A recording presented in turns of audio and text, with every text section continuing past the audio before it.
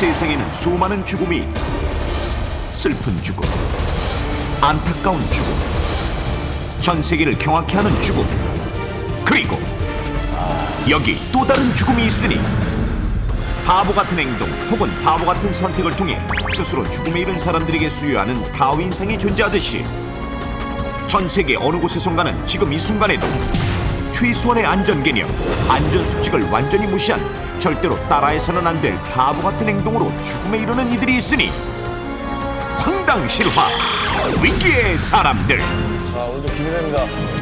첫 번째 이야기는 미국에서 일어난 일입니다. 미국. 한가로운 휴일 오후, 프랭크는 소파에 누워 뒹굴뒹굴거리며 평화로운 시간을 보내고 있었습니다.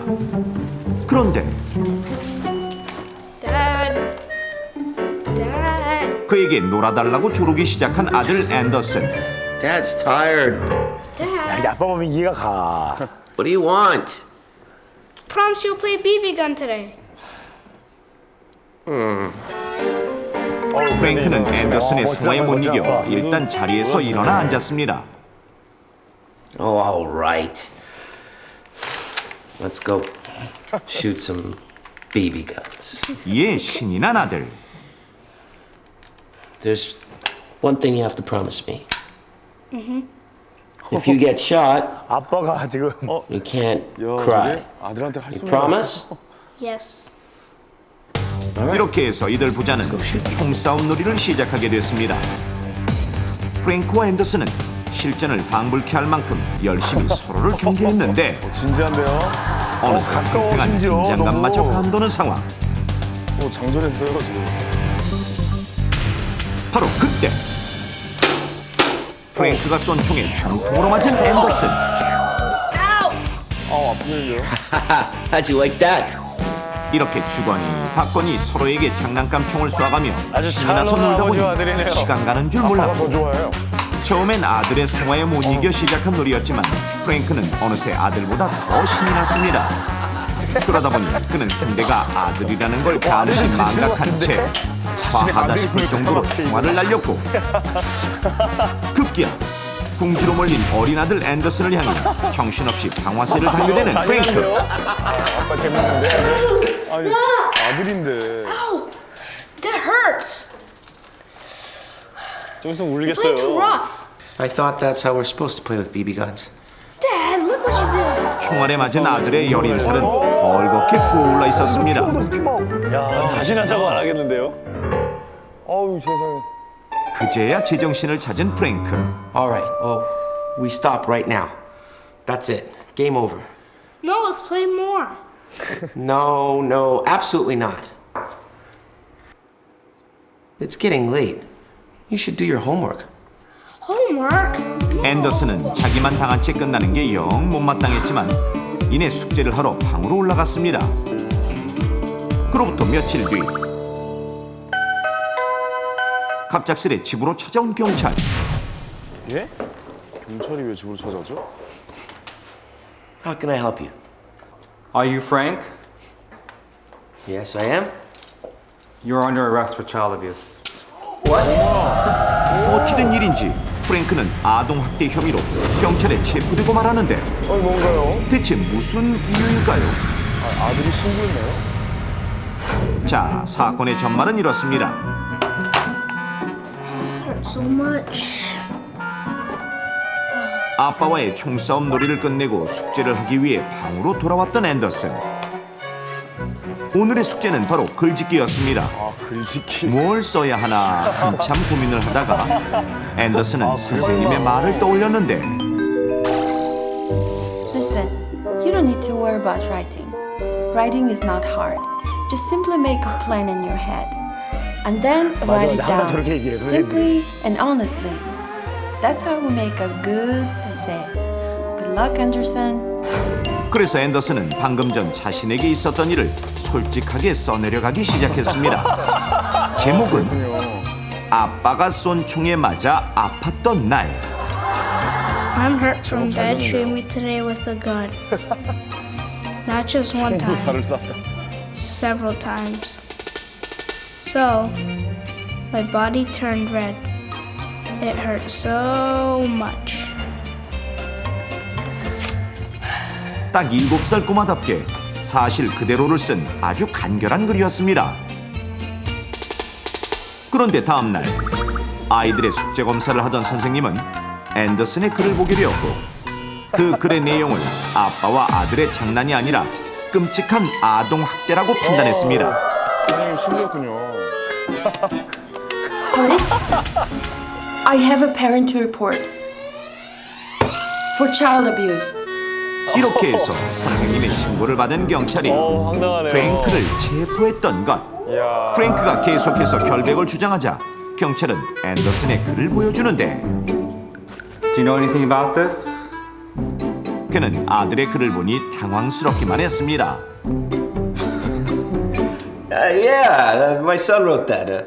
We were playing with the BB guns yesterday. We Stop just... right there. You can explain it at the police station. What? 웬일이야. Hey, what? 그럴 수도 있군요. 이렇듯 어린 아들을 상대로 장난감 총알을 심하게 날렸던 어리석은 아빠 프랭크는 순수한 동심으로 써낸 솔직담백한 아들의 글짓기 숙제로 인해 꼼짝없이 경찰서로 잡혀가게 됐고 자신의 결백을 증명한다 진땀을 뺄 수밖에 없었습니다. 선생님이 좀 욕했어요. 그럼 잘해야 되니까. 다음 이야기는 홍콩에서 일어난 일입니다. 한밤중에 열심히 몸을 풀고 있는 조조. 평소 꿈에만 그리던 비싼 명품 가방을 한 백화점에서 내일 아침부터 한정 수량만 특가 판매를 한다고 하자 그녀는 수많은 경쟁자를 제치고 가방을 사기 위해 체력 단련에 들어갔던 것. 가방아, 조금만 기다려. 언니가 내일 너 데리러 갈게. 조조의 언니는 그런 동생을 보며 한심해하는데 너 정말 거기 가게? 당연하지. 야, 너 거기 사람이 얼마나 많이 올 텐데 사람 많은 데서 몇 명씩 깔려 죽는 것도 못 봤냐? 몸도 둔한 게 아주 큰일 나려고. 에이, 그건 사람들이 무식해서 그런 거지. 나한텐 다 대비책이 있어요. 정말 만반의 준비를 해뒀는지 자신만만한 조조. 그녀는 긴장한 탓에 잠이 안 올 것 같아 잘 마시지도 못하는 맥주를 한 캔 다 마시고 얼굴이 벌개진 채로 잠자리에 들었습니다. 여자들은 세게. 진짜 여자분들. 그리고 드디어 다음 날 아침. 전날 마신 술 때문인지 머리가 아프고 속이 메스꺼렸지만 명품 가방을 떠올리며 서둘러 나갈 채비를 시작했습니다.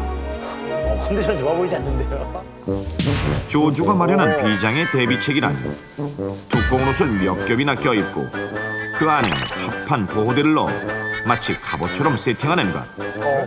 마지막으로 헬멧까지 써서 모든 위험 상황을 완벽하게 준비했다고 판단한 조조는 전쟁터인데요, 거의. 백화점을 향해 출발했는데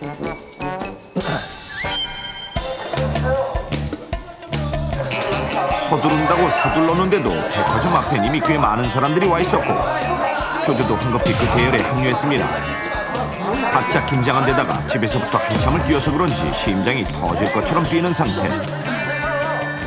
그 와중에 배까지 고파진 조조는 준비해온 샌드위치를 꺼내 먹기 시작했고 비록 물이 없어 목이 메었지만 체력 보충을 위해 열심히 먹었습니다.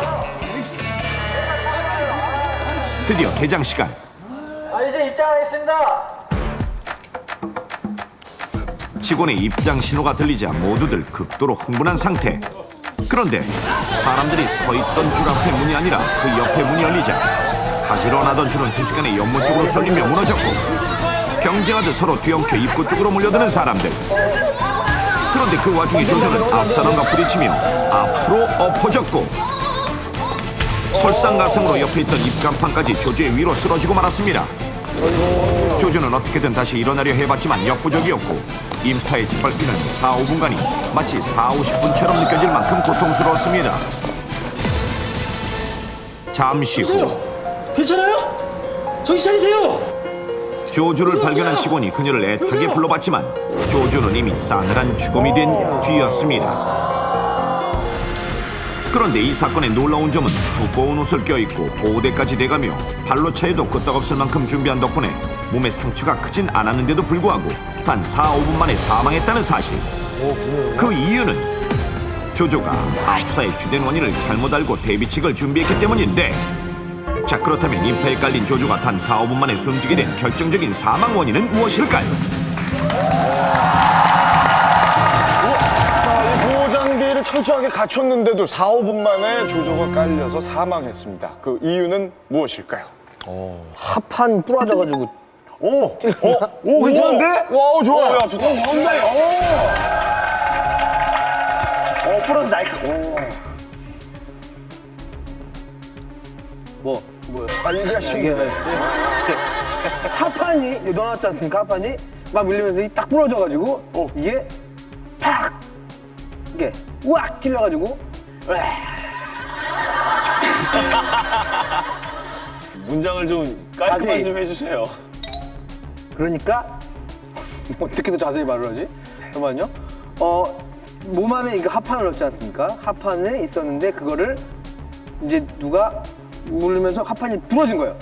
부러지면서 이게 합판의 뾰족한 부분이 몸을 찔러가지고 과다출혈이 좀 되지 않았을까? 과다출혈. 과다출혈이요? 과다출혈. 아 이거 목줄입니다. 네. 하나, 둘, 셋.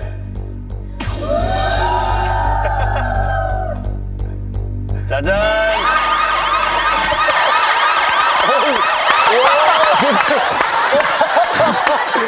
저 얼굴이 기억이 안 나. 너무 바뀌었어. 너무. 압사의 주 원인이 무엇일까 잠깐 생각해봤는데요. 갈비뼈가 부러져서 아닐까요? 이쪽 저쪽에서 막 눌리고 그러다 보니까. 아, 그래요? 그러니까 압사의 진짜 원인은 갈비뼈가 부러지면서 심장이나 이런 이제 장기들을 이렇게 누르는 거죠. 뼈가. 그쵸. 그래서 제 기능을 못하게 돼서. 그러니까 이 조조는 잘못 생각한 겁니다. 어쩜 지금 저도 잘못 생각하고 있는 걸 수도 있는데, 합판 같은 게 오히려 뼈를 부러뜨리는 데 주된 역할을 했고, 그 뼈의 파편이 장기들을 찔러서 결국은 사망했다. 하나, 둘, 셋.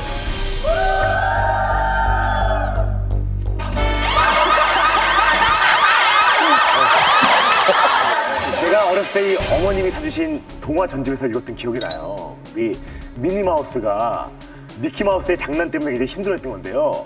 굉장히 두껍게 이불이 쌓여져 있었는데 그게 두껍게 이불이 깔려 있으니까 미니마우스가 편하게 잠을 자려고 그 위에 올라갔어요. 근데 거기에 올라가는 게 너무 얄미워서 미키마우스가 작은 콩 하나를 이불 사이에 넣어놨더니 이불이 이렇게 두꺼운데도 불구하고 잠을 못 이루는 거야. 그 말은 뭐냐면요. 아까 옷을 굉장히 두껍게 입었잖아요. 무슨 소린가? 무슨 이야기야? 옷을 두껍게 입는다고 해서 이 충격이 완화되고 이런 게 아니고 오히려 아까처럼 이렇게 옷을 많이 입었을 때 오히려 그게 더 압박을 하는 거죠. 두껍게 입으니까 오히려 움직임이 둔화되고 오히려 몸을 더 압박해서 아까 여자분이 생각했을 때는 두껍게 입으면 내가 이 충격에서 좀 완화가 될 수 있다고 생각하지만 충격은 고스란히 전해지면서 층층이 쌓이는 것에 의해서 충격은 고스란히 전해지면서 오히려 몸 움직임을 둔화시켜서 더욱더 압사가 빨리 됐던 거죠. 4-5분 사이에. 오, 괜찮은데 답이? 오히려 약이 독이 됐네요. 야우. 역시 제가 다 왔다는 얘기죠, 이게. 다 잡았네요. 팔로 일어날 수 있거나 움직여서 이 도와주세요, 살려주세요. 이 긴급 구조의 1번이거든요. 알림, 노티스. 말로 하면 되잖아, 말로. 이건데, 살려주세요 아니면 내가 일어나야 되는데 이게 워낙 두꺼우니까 아예 이 쓸 수가 없으면서 그대로, 뭐 정말 찍소리 못하고 정말 활용한다고, 너무 저 한번 승부를 내보시죠. 저는 개인적으로 팔이 아니라 두꺼운 딸인데 빠박빠박 소리가 나. 관절염인가 봐요. 완전히 두껍지가 않나 봐요. 명철 씨가 팔이라고 얘기했잖아요. 저는 개인적으로 목입니다. 목. 어디? 목이요, 목. 예. 잠깐만, 저도 그럼 너무 얻는 거 아니야? 다들 만드는 거야? 아니요. 저는 옷이라고 예전부터 생각을 해왔었고. 잠깐만 이분도 나가셔야 될 것 같은데. 전 땀 부위예요. 땀 부위예요? 네. 아니, 전문점 해보여. 전문점 해보여, 여기. 왜 이렇게 부위를 찾아? 의견을 해서 의견을. 황현 씨 뭐라 그랬죠, 지금? 저는 목이요. 전 팔입니다. 네. 한석준 씨는? 저는 몸통이에요. 몸통. 이게 팔까지 소속돼 있는 부분이잖아요. 아니, 그럼 저 바꿀래요 다. 팔 빼고. 전 상체. 상체. 그래서 몸통? 그렇죠. 몸통이 강하게 눌리면서 숨도 못 쉰 거죠. 그래서 결국은 몸통이 압박을 받는 거예요. 아, 또 그렇게 하나로 결정하라 이거지. 그거예요. 그걸 보시려고요. 저는 움직임이 둔화된 거고요. 네. 이 친구도 이제 목이 이제 저는 답답해서. 기도가 이제 확보가 안 된 거고요. 그렇죠, 예. 그렇죠. 한석준이냐, 노인철이냐, 황현이냐. 이게 셋 다 하면 제일 재밌겠다. 왜 저희는 다 다르죠? 잠깐만요. 두 개를 먼저 주고 했죠. 하나 저쪽에서 빼요. 될것 같은데요.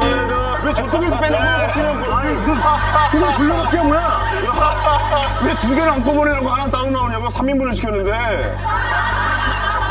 주방이 틀려. 그게 아니라 저걸 저 구석에서 뺐다니까 이거 지금. 하나는 마트에서 가는 수현식에서 온 거야 지금. 그러니까요. 어쨌든 뭐 우리 모르는 거예요. 우리 두 사람은 짜장면. 제가 볼 때 짜장면 2그릇에 멸치국수 1그릇입니다. 기대하시죠. 멸치 둘에 짜장 하나일 수도 있고요. 가시죠. 네. 하나, 둘, 셋. 흉뽕 먹겠다. 하나, 둘, 셋.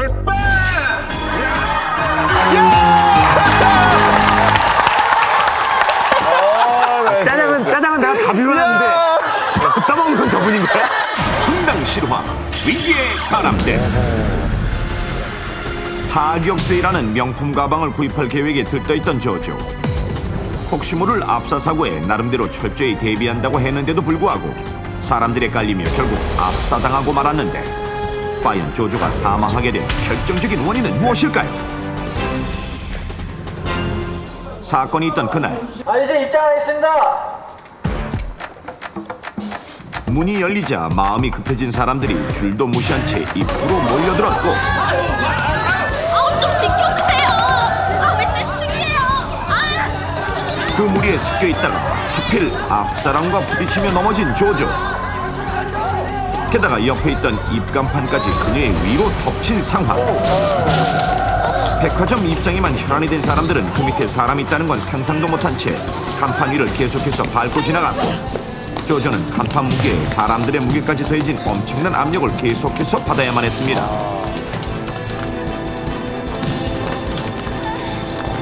그렇게 가슴이 짓눌려 숨을 쉬지 못한 채 4, 5분이 지나자 여보세요? 괜찮아요? 정신 차리세요! 결국 조조는 질식으로 인해 사망하고 말았던 것입니다. 그런데 이렇게 바보 같은 행동으로 빚어진 일이 혹시 남의 일이라고만 느껴지십니까? 필리핀의 한 경기장에서 압사 사고가 일어나 80여 명이 숨졌습니다. 일시에 사람들이 몰려들면서 인구 밀도가 높아지게 되면 흔히 일어나는 압사 사고. 이러한 사고는 국내외에서 자주 발생하며 한 번 발생하면 대규모의 사상자를 낳는데 여기서 압사란 가구나 담벼락, 토사 또는 쌓아올린 인쇄물이 넘어져 그 밑에 깔리면서 질식을 초래하게 되는 것으로 의학 용어로는 외상성 질식사라고 합니다. 우리 몸이 숨을 내쉬고 들이마실 때는 가슴이 움직여야 하는데 가슴과 배가 무거운 힘에 의해 압박을 받게 되면 기도는 열려 있으나 흉곽이 엄청난 무게에 눌려 산하 운동을 하지 못하기 때문에 폐로 공기가 전달되지 못합니다. 이런 상태가 4, 5분간 지속될 경우 기도가 막히지 않았음에도 불구하고 산소 부족으로 사망하게 되는 것. 자, 그런데 기도가 열려 있는데도 정말 숨 쉬는 게 힘들어질까요? 실험을 통해 원리를 살펴보겠습니다. 사람의 흉곽과 비슷한 모양의 튜브에 펌프기로 공기를 집어넣으면 이처럼 서서히 부풀어 오르게 되는데 이것은 마치 사람이 숨을 들이마시는 것과 같습니다. 그럼 이 튜브 위에 성인 남자 한 명의 무게 정도인 쌀 80kg을 올리면 어떨까요? 쌀 포대를 올린 채 다시 펌프질을 열심히 해보는데 안 들어가네. 제대로 눌리지도 않는 펌프. 튜브 역시 부풀 기미조차 보이지 않습니다. 깜짝 놀라네요. 이러한 원리로 인해 사람에게 깔릴 경우 아무리 입으로 숨을 쉬려 해도 공기가 들어가지 않아 질식하게 되는 것입니다. 그렇군요. 실제로 한꺼번에 인파가 몰렸을 때 서로 먼저 가겠다고 달려들면서 혼란이 가중돼 이러한 압사 사고가 일어나는데 바로 이때 아주 간단한 원칙인 질서만 잘 지킨다면 아무 문제 없다는 사실. 그럼 지금부터 사람들이 몰려있는 상황을 가정해 질서를 지켰을 때와 지키지 않았을 때 어떻게 다른지 직접 실험해 보겠습니다. 좁은 공간 안에 모여있는 100명의 인파, 먼저 하나의 입구를 통해 무질서하게 나오는 경우를 살펴보겠습니다. 탈출 시작. 사람들이 서로 빨리 나가기 위해 한꺼번에 입구로 몰리는데 급기야 세트가 무너져버리고 사람들과 뒤엉켜 넘어지는 위험천만한 상황도 속출합니다. 이렇듯 100명의 사람들이 무질서하게 탈출하는 데 걸린 시간은 1분 5초. 저 세트가 무너졌는데도. 자, 그렇다면 질서를 지키며 줄을 서서 나올 경우는 어떨까요? 줄을 서 있던 실험맨들은 차례대로 한 명씩 질서 정연하게 빠져나오는데 사람들과 부딪힐 일 없이 아주 안전하고 빠릅니다. 그러네요. 이렇게 100명이 나오는데 걸린 시간은 46초. 아까보다 무려 30% 가까운 시간이 단축됐습니다. 이처럼 장소가 넓은 곳에서 갑자기 좁은 곳으로 인파가 몰려들 경우 병목 현상이 발생하는데 압사 사고를 막기 위해서는 무조건 질서가 가장 중요합니다. 따라서 각종 경기장이나 행사장 등 많은 인파가 몰리는 장소를 갈 때는 질서 유지가 최우선. 그러나 만약의 경우를 대비해 호루라기를 들고 가는 것이 좋은데 위험 상황이 닥쳤을 때는 말소리가 거의 들리지 않으므로 호루라기를 불어 위험 신호를 해야 합니다. 그리고 인파 속에서 넘어져 일어날 수 없는 경우 머리를 두 팔로 감싸고 팔과 다리를 최대한 몸쪽으로 바짝 끌어당겨 웅크린 채 옆으로 누워있어야 엎드린 것보다 흉부 압박을 덜 받는다는 사실을 명심하십시오. 옆으로 이렇게 오히려. 꿈에 그리던 명품백을 싼 값에 살 생각에 들뜬 조조.